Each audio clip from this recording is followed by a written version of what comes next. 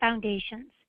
We're going to put a foundation system underneath the building that you see, and then we're going to mix it up a little bit and put in some piers as well and show you some different types of foundation systems and how to achieve them.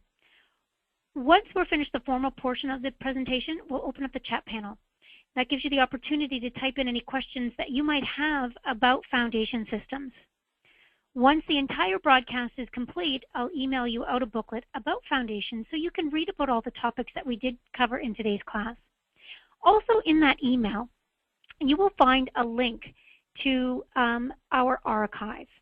So if there's a past presentation that you wanted to see, or if you want to review today's class again, that link will take you to our archive where we store all of our webinars, and you'll be able to watch them again and again as many times as you need to. So let's get started in our discussion today about foundations. So looking at my screen today, we have a simple little building, and I'm going to show you how to put in different types of foundations. We're going to be putting in a full basement underneath the main rectangular space of our building, and then we're going to only put in a 4-foot foundation, just a frost wall, stub wall underneath this portion. And then we're going to be putting a pier out underneath this column over here to support it as well. And I'll show you how we can take the back wall here when we put the foundation in, and we'll step it down to our new height as well to show it going from the 4 feet all the way down to the 8 feet if we need to. First thing that you do when you're going to start putting on your foundation is you should always take a look up under the settings pull-down menu and building locations. So settings, building locations.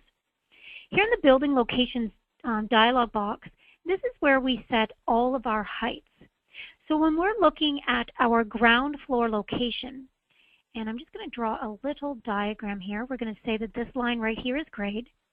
Right now it tells us that the floor level on our ground floor is 1 foot above grade. So that takes into consideration any part of the foundation that does come up above grade, and then it deals with our sill plate, and then our floor joist and our subfloor going over there. So that entire distance from that top of that subfloor all the way to grade is 1 foot. If we look at the floor level and the wall height of our foundation location, here we've got it as -8 feet and 8 feet. So that means 8 feet below grade, coming down here, if we went down 8 feet, would be the top of our floor if we were doing a full basement, right to the top of that concrete floor.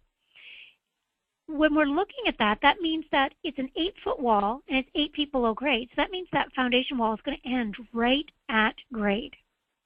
So if we wanted to sit up, 6 inches or ½ an inch, how much distance you need for your local building codes to come up out of the foundation to sit above grade level, we should change that floor level accordingly.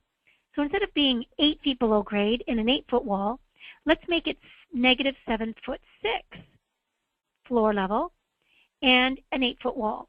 So that means 6 inches of it are going to be sitting above grade.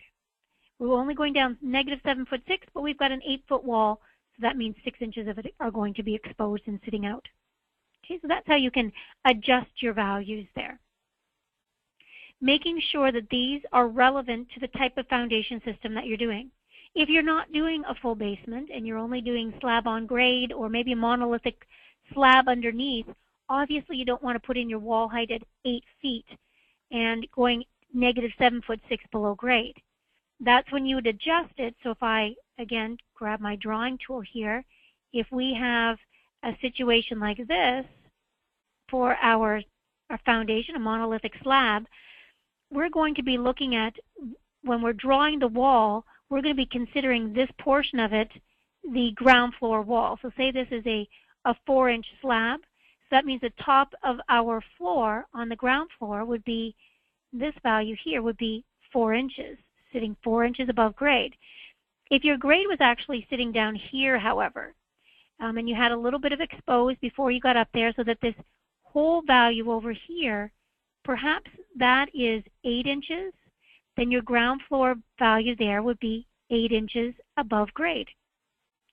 The value there for coming up to the foundation then, so if we have a 4-inch slab and it's sitting 8 inches above grade, then our foundation floor level, we would bring that down here so that it's sitting at that 8 inches, that 4 inches, so that it knows the distance between that is going to be our foundation wall height. So depending on the type of foundation, you're going to change these values accordingly. So I'm going to keep with ours that we're going -7'6" below grade, and we've got an 8-foot wall height, so that means 6 inches of it are going to be exposed. And I click OK. The quickest, easiest, most efficient, most accurate way of putting on your foundation is taking advantage of our floor and foundation builder. The little icon that looks like a house with a magic wand are all of the different wizard tools that we have. And one of those, the very bottom, is our floor and foundation builder. The first screen in any of our wizards is just a welcome screen, so you can click next. This screen, choose your level type, will allow you to tell the software what you're building. Are you building an additional floor level above your ground floor, or are you building a foundation level beneath it? So instead of building an additional floor level above, we tell it that we're building a foundation level. When we're building that foundation level, we then tell it what location we're going to throw it on. And I'm going to choose the foundation location. Then I simply click next. This next this next dialog box of our wizard comes up and asks us what type of foundation system are we building. There you can see our monolithic slab option, our slab on grade, our full basement, or a stem wall and footing. So for today's class, over the entire building to begin with, I'm going to put a full basement, and then I'm going to back it up and show you how to use different styles. So we have our full basement option, but if you look at the bottom of the screen, I can't click next. I won't be able to click next until I can specify the materials that I'm going to be using for this full basement. So first of all, I'm going to click on walls. And when I click on walls, I'm going to scroll down and tell it that I'm going to use poured concrete, and I'll use 10-inch concrete walls. And then I click on floor. The floor slab down in the basement, I want it to be 4-inch concrete floor. And then my footings. So when I click on the footings, I choose an appropriate style and size. This leads me to let you know that if you're in here and you can't find the size or the shape that you're looking for, there's nothing stopping you from right-clicking right here while you're in the wizard and telling it that you need to add a new element. So I'm going to click Add Element. And while you're in here, this is where you can say, well, I need it to be 18 by 24. This auto name button, as soon as I click on it, see how it takes the values of the properties of this footing size and attributes it to the name. So it's a quick way of renaming this strip footing to match the size that I chose. You can see while we're in here as well that I can change it to any kind of shape that I require, whether it be the rectangular solid that we've chosen right now, tapered, or I can taper it one way or the other, filleted, or even a custom profile. So if there's a custom profile footing style that you require, you can do that too. So I'm going to click OK using our new 18 by 24 strip footing and click OK. Now that I've chosen all of the materials that I want to use for our foundation, it's a full basement, it's 10-inch concrete walls, it's a 4-inch concrete floor, and I've got the 18 by 24 footing. I can click next. This next screen allows you to line up your foundation wall with the wall above. So that little gray silhouette you see over here in the diagram, that represents our ground floor walls. If they were to sit right down on top of your foundation wall, they've just brought them right down. So if I turn it on its side, you can see that the exterior face of our foundation wall and of our ground floor wall are perfectly in line. But if I wanted my ground floor wall to come out just a little bit, so I've got like a little weep there happening, that's when I can type in this distance. What is the distance that I want to move the foundation wall? It's the foundation wall that's moving. Do I want to move it towards the inside a set distance, or do I want to move it towards the outside a set distance? So depending on the foundation system, maybe you're in a remodel situation with an older home, and they have quite a thick foundation wall, and the wall itself on the ground floor is actually inset a little bit. Then you can type in that distance right there, right here. How far in is that distance, so that they're exactly stacking up, and your sections that you cut through your building are going to look perfect. That allows you to move that foundation wall one way or the other. At the top of this dialog box, by clicking on that arrow beside wall, you can also see that I can move the floor itself. If I want to leave a little expansion joint perhaps before it hits that foundation wall, I can set that distance. Or my footing. The footing is going to automatically center itself on that foundation wall. If I need to move it one way or the other, maybe I'm doing some underpinning and I need to shuffle the footing to the one side, then I can move the footing again towards the inside or towards the outside and specify that distance right here. Once I'm happy with the position of my foundation material sitting and stacking up together underneath my ground floor, I click Next.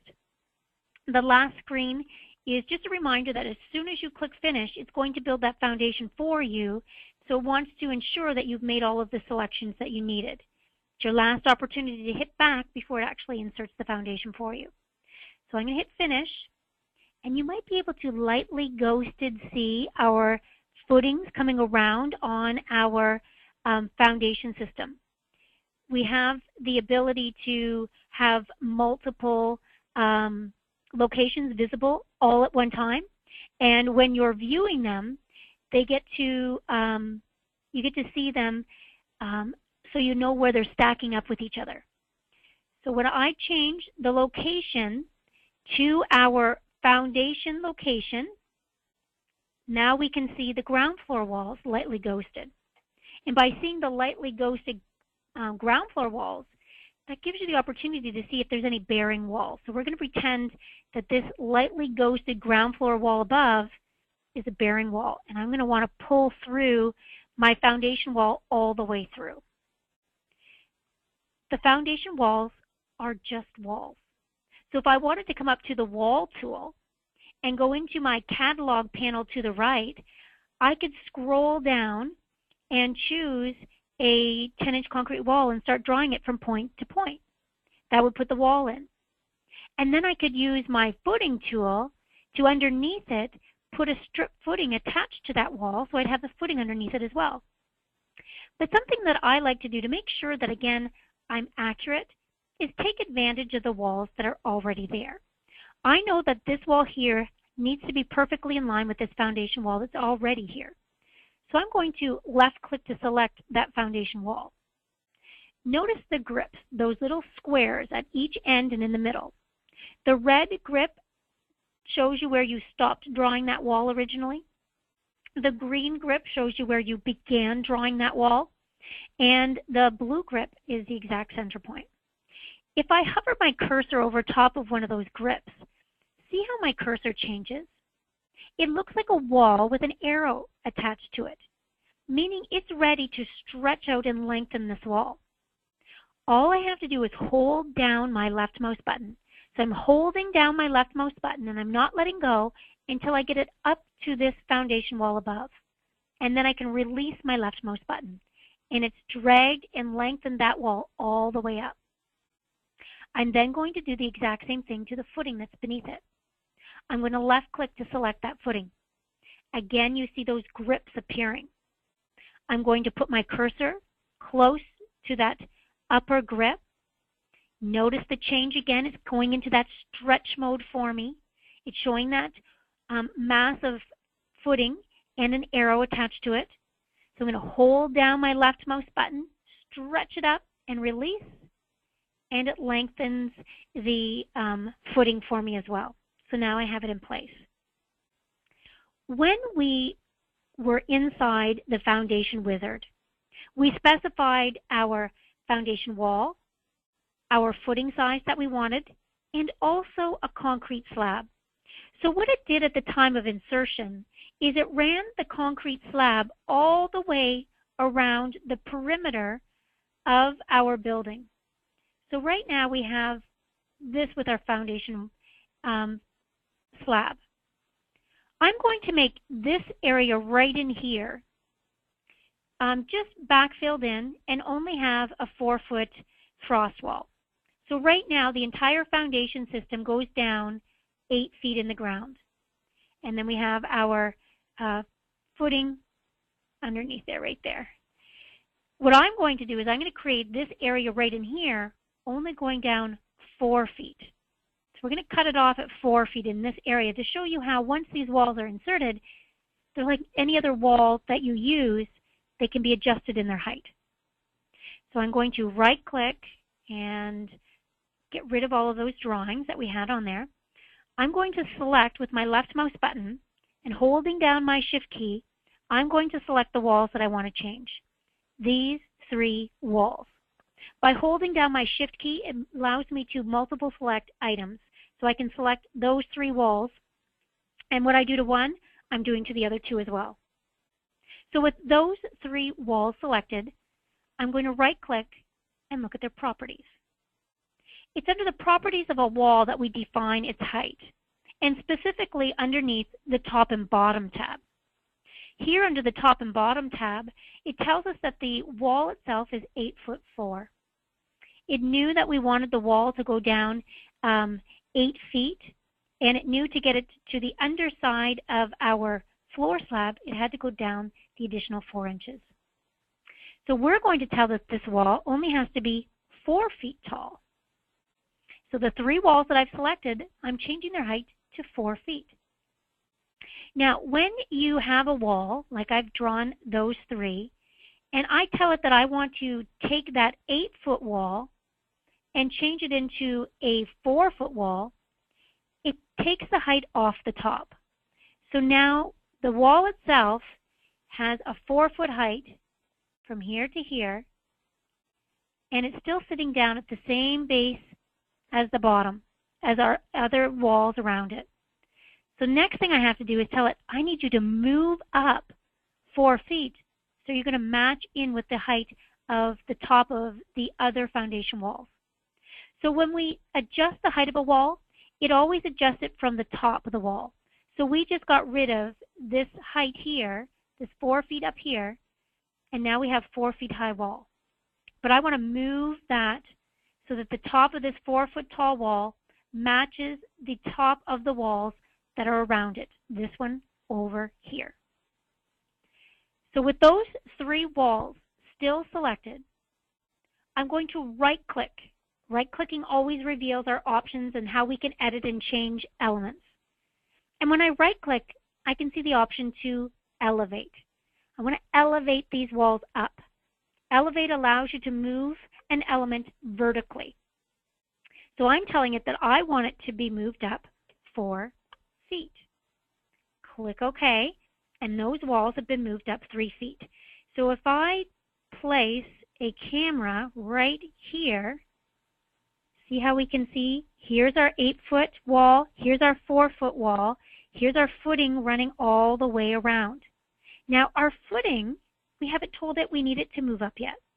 So our next step is to grab the footings that were around and underneath these 3 walls and tell them to move up as well. So I'm going to put it back into 2D. I'm going to left click to select one, then holding down my Shift key, I select the other ones.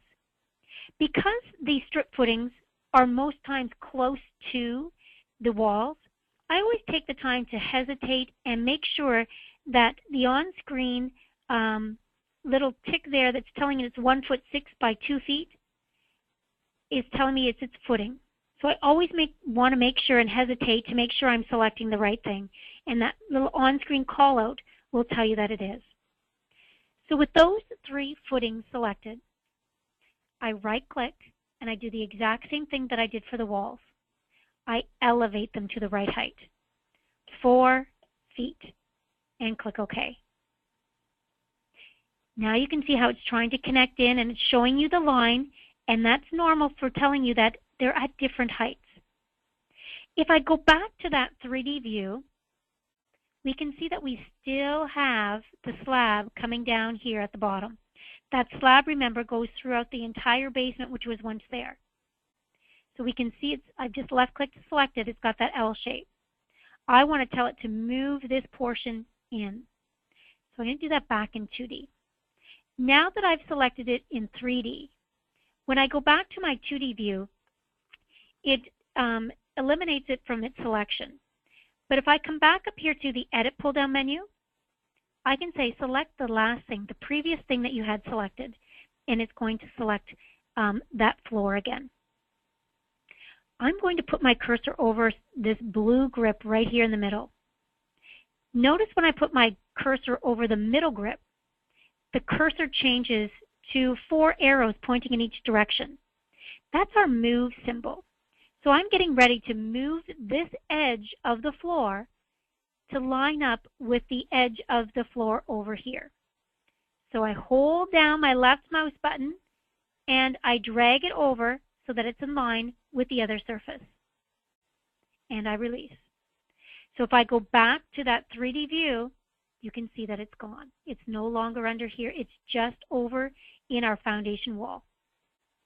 Okay, putting that back into 2D.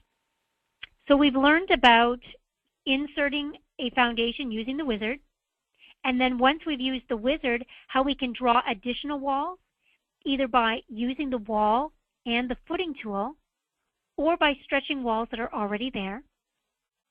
And we've learned how to edit the properties of our foundation walls to make any adjustments for any differences in height that we might have for our foundation. I'm going to select this wall as an example, and I'm going to right-click and look at its properties.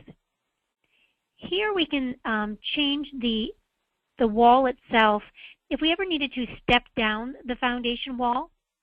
So if I, from the green point here to the red point, if I wanted that to be on the green point going down to our full 8-foot height, but then ending off here on our red point to be our 4-foot, if I wanted that to be a step to come down to those points, that's when I would use the step option right here. You specify the overall change in height, so that change in height between these 2 points would be our 4 feet. So our additional value here on our green point here would be 4 feet difference. And then here you specify the maximum step. What is the maximum step according to your local building code that you can go down and stepping down? Is it 2 feet? Maybe it might be 1 foot. You have to look into that distance, and then you would type in that maximum step, and it uses that maximum step to divide out the wall in as least amount of steps as it can, equally spaced along that wall. So if you ever have to step it, you can use those options right there. Okay, I'm just going to cancel out of that. Now on our ground floor, I'm going to zoom in here so you might be able to see it on the screen here. Right in this area right here where my cursor is moving around, on the ground floor we have a wood column. And I'll just kind of highlight it for us here. So here on the foundation, what I want to do is support that wood column by putting in a footing itself. When we're using the footing tool, it's the second last icon under your building tab, you can see that there's 4 different ways you can put a footing in. Strip footing by picking points. So just like the strip footings we have underneath our walls right now, if I was to do a strip footing by picking points, if I pick a point here and then I pick a point there, it will automatically draw a strip footing from point to point. If I use strip footings attached to wall, I pick my strip footing from the catalog and then I pick on a wall, and automatically to the underside of that wall, it will put a footing. just like we see with our foundation walls that I put in with the wizard. Mono footings by picking points allows us to put in a single mono footing anywhere that we pick on our drawing. Mono footings attached to columns will find a column and automatically put the footing underneath it. So you can put a mono footing underneath it. So if you had a lally column, let's move over here as an example. Perhaps I'll put in a lally column to begin to kind of show that one as well. If I had, and I'm just going to put it so that it's right in the middle in line with these walls here. If I had a lally column right in there, and I wanted to put a footing underneath it, if I chose mono footings attached to columns, it would bring up my catalog choices of different mono footings. I could select one, and then just by left-clicking on that column, it automatically puts the footing underneath that column. If I pick on the one that's on the other location, so I've got this column here, but it's on another location. So see how I'm using mono footings attached to columns, but it's not finding my column? It's because it's on a different location. So if I want to put in a footing here on the foundation level underneath that column, I'd have to use mono footings by picking points. And then I'm going to use one that's more like a pier. And these can be, again, any shapes that you want them to be. So if you wanted it to be a cylinder, then you can choose those. It will see for picking the point, if I zoom in here nice and clean, it will find the column so I can snap to it to place the cylindrical footing underneath it, but it won't see it as far as putting the pier underneath it if I wanted to use the footings attached to columns. But it will snap to it, so you just use the mono footings by picking points. Okay, so there's an example using attached to walls, like we did with our wizard, by picking points here underneath our column and attached to columns, like we had right here. Building out the foundation system, for those of you that are using more of a pier and beam situation, I'm just going to off to one side over here to our model. I'm going to build out kind of that same situation. So if I put in a rectangular footing here, so this is 1'4" by 1'4" by 4 feet. If I put that there, if I had those as my foundation system, and I knew that I wanted them to be 7 feet apart coming across, so every 7 feet I'm going to put in another footing across and up and down, that's when I can take advantage of our array tool. Our array tool allows me to quickly fill in all of those piers at the same time. To create that, I select my original pier. So I've used that 1'4" by 1'4" rectangular mono footing underneath our footings command, mono footings by picking points. I select it, and then I right-click on it. Again, right-clicking reveals our choices. When I right-click, I see the option to array. Array means to make multiple copies in multiple directions at the same time. So I'm going to choose array. So here in the array dialog box, it wants to know how many rows of columns do I have. Well, I have 1, 2, 3 rows of columns. So I'm going to type in 3. And then how many columns of columns? Well, I have, again, 1, 2, 3. So again, I'll type in 3. The distance between the rows I'll type as 7 feet, and the distance between the columns I'll type as 7 feet. Now, the next thing it has to know is it knows we want 3 rows, 3 columns, and we want them to be 7 feet apart. It can rotate that 7 foot by 7 foot in quadrants. So if you think of this as one quadrant up here, this is 0 degrees, like we have it right here. But if I rotated that over and I wanted them over in this direction, well then that would be 90 degrees, I would change this to. Or if I wanted this to be the upper right-hand one and all the other ones to fill in down here, that would be 180 degrees. Or if I wanted them down here, that would be 360 degrees. So depending on how you want them rotated, you would put them into that quadrant. I'm going to keep them in the 0 degrees. So I simply click OK. And then you can see the duplicated columns coming through, and I'll just erase off of all of my drawing there so we can see the copied piers. So when you're in that pier footing type of construction, insert one and then use the array command to duplicate them around. And then from there, if you need to put a member over top of them, you can use our member command from one to the next and fill them in for your pier footing situation. Lots of information covered today on putting in different types of foundations and how to edit the materials that it does put in when you're creating that foundation.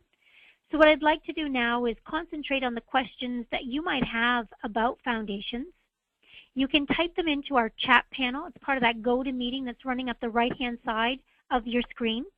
When you type them in, I'll be able to see them, and I'll be able to read them out and answer them for you. Never hesitate to ask a question. You can answer them too, that'd be great. I'll be the only one able to view them, and I don't read out anybody's name, so never hesitate, because if you have that question, chances are that 50 other people have it as well, and it's very beneficial for everyone to ask as many questions, because this is your one-on-one time to learn about foundations. So let's go to our chat panel and ask some questions. How do I stop the veneer from showing on my foundation plan? So if I'm showing my foundation walls and I can lightly ghosted see the other walls, how do I turn those off? Well, if I come down here to the view filter, this little icon here at the very bottom of the screen where my mouse is moving around, up in the upper right-hand corner, you'll see all locations are checked. What I do to one location, I'm doing to all of those locations. So I'm going to uncheck all locations. And I'm going to highlight the ground floor location, and hit this button called Display None. What I did, turning off everything, only affected everything on the ground floor. My foundation still has visibility to it. So I would come along and tell it to display nothing on anything but the location that I want to see. So when I click OK, I can see the walls themselves, and I'm not seeing the veneers and the stud walls on the walls above. I hope that clarifies and shows you how to turn those off, and that answers your question for you. How do I add a porch slab? So if we had a slab on our ground floor in this area right in here, I'm going to go up to my ground floor location, and I'm going to need to turn it back on so I can see it again. And I'm going to draw out a floor by picking points, and I'm going to make it a 4-inch concrete floor. And that can be your porch slab. Even though it's called a floor, it's your slab as well. So I'm going to pick points from this outside edge, coming down to be right down to the outside edge of this wall right here. Come across, left click, right click, finish. So I picked the 4 corners of where I wanted that concrete slab to go. If I wanted to put in a monolithic foundation underneath it, that's when I can say my strip footings by picking points. And then I can choose the appropriate size of footing that I want to use. We've got a full catalog of different sizes and shapes that you can choose from. And then from there, once you've chosen the style that you want to use, you would just go ahead and insert them coming through to where you want them to start and to stop. Okay, so I'm picking points, left clicking along the edge of my slab. Now I can either pick right to the edge of that slab when I'm putting them in, or I can, if if I just shuffle this one after now that it's put in, I'm just hitting the down arrow key on my keyboard, and that allows me to move it as well. So I can put in the strip footing underneath it. Now, if I look at that in 3D, that's going to be sticking up and above. Right here, it's coming in at the same level. So we're going to want to move it down or move our slab up.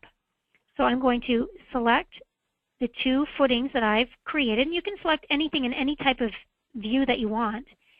And then I'm going to tell them that I need them to elevate. They need to sit underneath that slab because they're both going to go in at the exact same height. So I'm going to say you need to move down 4 inches. And that will move them so it's underneath the slab itself.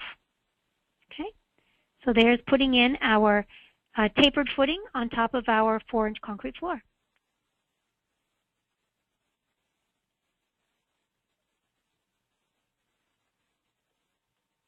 Is there a way to step the brick ledge on the basement walls? The basement walls and all of our walls at this point always have to have a flush end. So if I look at a wall as an example in our catalog, all of our walls come across straight. So for those of you that are wanting to create that brick ledge that comes down and creates that kind of profile, what we have to do is create the wall itself to this point right here. So instead of creating that full 8-foot tall wall, we could make it so that it's 7 foot as an example. And then we create a little member that's half the width of our wall or whatever width you want it to be to sit right on top of it for that remaining 1 foot or how tall you want it to be. So as an example, if I erase out all of these drawings here, and I'm going to go back down to our foundation. I'm going to tell these walls right along here. I'll just select, holding down my Shift key. That selects these walls right here. I'm going to look at their properties and tell them instead of being 8'4", that I need them to drop down 6 inches in height. And then from that 6 inches in height, I'm going to create a concrete member that's half the width of our wall. So it's going to be 5 inches wide by 6 inches tall to sit on top of this wall. So by dropping this down, we're going to make this 7'10" tall. So it's 6 inches shorter. Now that it's 6 inches shorter, I need to create a member on top of it that is going to be 5 inches wide by 6 inches tall. Normally people think of our members as a structural member, so that it's a 2x4 stud or it's a top plate or bottom plate, it's a steel beam. But you can have a custom member of any size. You'll see these ones down in our members catalog, the custom ones. And I'm going to add one in. And I'm going to call it brick ledge. And again, for its height, dy1, I want to make that our 6 inches. And for its width, I'm going to make it 5 inches. For the appearance, instead of being this tile, it can be any material that you want it to be. So I'm going to go up to our concrete and choose the first one there, concrete.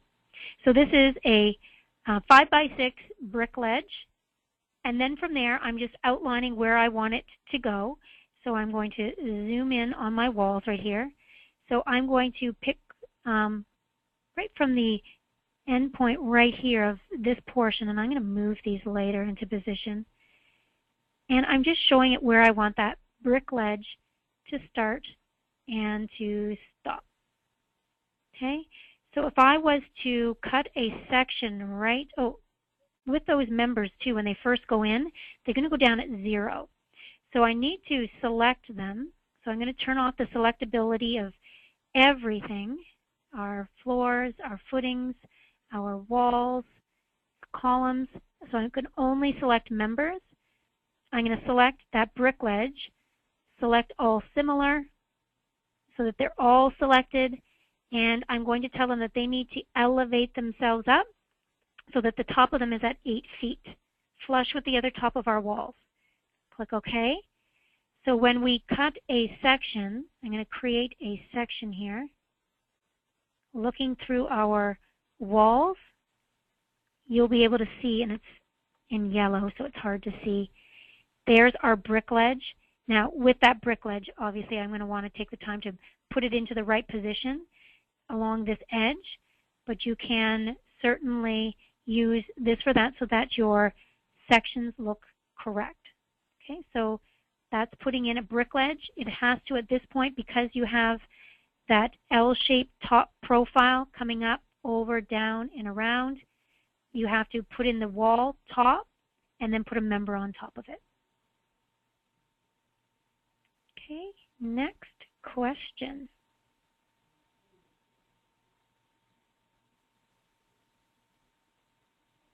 That seems to be all the questions. So I'm going to hold the questions there for another minute, just in case someone's typing in one right now. And while we're waiting for any final questions to come in, I want to remind you that every Tuesday at 2 o'clock is our time together. And if you go up to our website, www.cadsoft.com, where you registered for today's class, you will find many different classes up there as well. So you go up to our Client Center, and under our Client Center you go to Webinars. And we've just added, within the last couple weeks, a new list that goes all the way to the 22nd of December. So make sure you go to that list, find any new classes that you might not have pre-registered for already. There's nothing stopping you from registering for all of them. And then the week of the webinar, that's when we start letting people in and approving it, and you'll see your approval. If you don't see right away your approval coming through the week of the event, so say it's Monday, you know the webinar's on Tuesday, you haven't got your approval yet, first thing to do is check your spam filter. Sometimes that approval will go to your spam filter and you might not see it. Next thing is email us at support@cadsoft.com. Perhaps when you registered for the webinar, you might have misspelled your email address. So when we approve and let you in, it's approving that email address that you might have went a whoopsie and made a typo on it. So double check, let us know, we'll look for you, and if we can see you in there, we'll approve you. Well, that does seem to be all of the questions that are up on Foundations today. So I'm going to end off the webinar, and I will send you out your booklet so you can read about all of the different topics that we did cover today. It takes about a day to format today's broadcast into an archived format that's acceptable to YouTube. So look for today's class in the next day or so. It'll be up there, but for now there is a past presentation of Foundations there as well. I hope you enjoy your week, and I look forward to seeing you next week. Thanks, everyone. Bye-bye.